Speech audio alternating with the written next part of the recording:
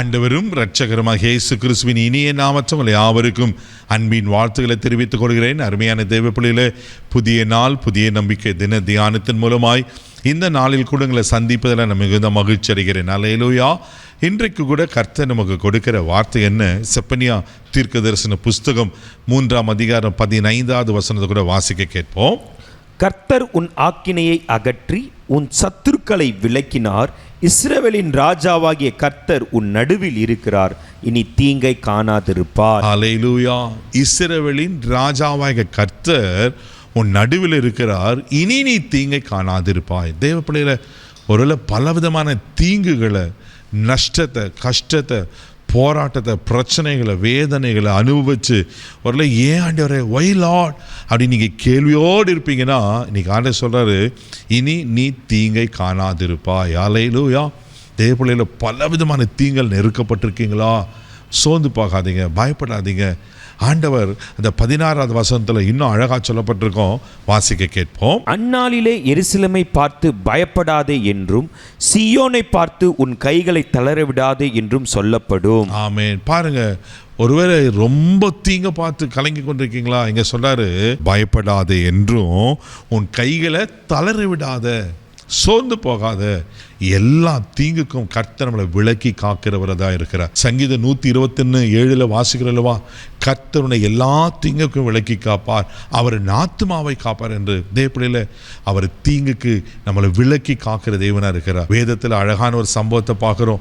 1 நாளாகும் புஸ்தகம் 4ஆம் அதிகாரம் 10வது வசனத்தை வாசிப்பீங்கன்னா அழகா சொல்லப்பட்டிருக்கும், வாசிக்க கேட்போம். யாபேஸ் இஸ்ரவேலின் தேவனை நோக்கி, தேவரீர் என்னை ஆசீர்வதித்து என் எல்லையை பெரிதாக்கி உமது கரம் என்னோடு இருந்து தீங்கு என்னை துக்கப்படுத்தாதபடிக்கு அதற்கு என்னை விலக்கி காத்தருளும் என்று வேண்டிக் கொண்டான். அவன் வேண்டிக் கொண்டதை தேவன் அருளினார். பாருங்களேன், யாபேஸ் இப்படியே ஒரு ஜெபம் பண்றார், தீங்கு என்னை துக்கப்படுத்தாதபடி தீமைக்கு என்னை விலக்கி காத்தரலாண்டவரே. ஏன்னா நிறைய ஒரு தீங்க பார்த்துருக்கிறார். 9வது வசனம் சொல்லப்பட்டிருக்கு, என் தாய் என்னை துக்கத்தோடு பெற்றெடுத்தா.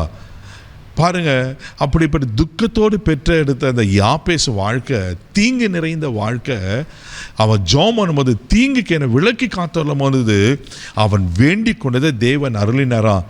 அதே 9வது வசனம் சொல்லப்பட்டிருக்கோம், யாபேஸ் தன் சகோதரை காட்டிலும் கனம் பெற்றவனாக இருந்தான். அல்லேலூயா. தேவ பிள்ளைகளை, எந்த தீங்கு உங்களை பயமுறுத்திட்டு இருக்கு, எந்த தீங்கை பார்த்து நீங்கள் பயந்துட்டு இருக்கிறீங்க, ஆண்டவர் நீங்கள் சொல்கிறாரு, இனி தீங்கை காணாதிருப்பார். அது எப்படிப்பட்ட மனுஷரால் வர தீங்காக இருக்கலாம், பிசாசினால் வர தீங்காக இருக்கலாம், ஒருவேளை வியாதிகளால் வர தீங்காக இருக்கலாம். பயப்படாதீங்க, உங்கள் கைகளை தளர விடாதீங்க. எல்லா தீங்குக்கும் அவர் உங்களை விலக்கி பாதுகாப்பார், அவர்களை நிச்சயமாக ஆசீர்வதிப்பார். யாபேசை ஆசீர்வதித்த கர்த்தர், கனம் பெற்றும்படி செய்த கர்த்தர் உங்களை ஆசீர்வதித்து கனம் பண்ண உண்மையில் இருக்கிறார். கண்களை மூடி நம்ம ஜெபிக்கலாம். தகப்பனே, உமக்கு நன்றி சொல்லி நம்ம துதிக்கிறோம். ஸ்தோத்திரப்பா. அன்றே, இனி தீங்கை காணாது இருப்பா என்று வாக்கு பண்ண கர்த்தர். அன்றவரே, யார் யார் என்னென்ன தீங்கை பார்த்து சோர்ந்து போய் தளர்ந்து போயிருப்பாங்கன்னா, அப்பா, யாபேசை கனப்படுத்தி ஆசீர்வதித்த கர்த்தர் இன்னைக்கு இந்த பிள்ளைகளை கனப்படுத்துங்க, பாதுகாத்துக்கணும், ஆசீர்வதிக்கும்படி ஆச்சரிக்கிறோம். தீங்கை நீ தொடாதபடிக்கு அன்றே தீமைக்கு விலக்கி காத்துக்கொள்ளும்படி ஆச்சரிக்கிறோம்.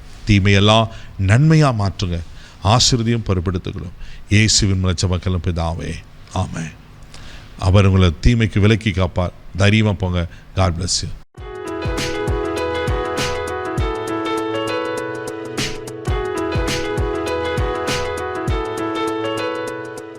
பயப்படாதே சிறு மந்தையே, பாதுகாப்பேன் நானே.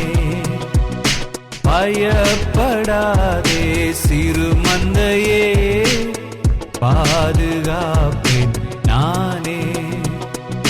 உன்னை நான் எப்படி மறப்பேன், உன்னை நான் எப்படி கைவிடுவேன்.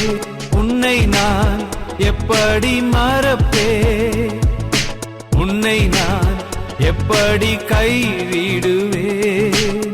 தாயின் கருவில் தோன்றும் முன்னே உன்னை எனக்கு தெரிந்து கொண்டேனே. தாயின் கருவில் தோன்றும் முன்னே உன்னை எனக்கு தெரிந்து கொண்டேன்.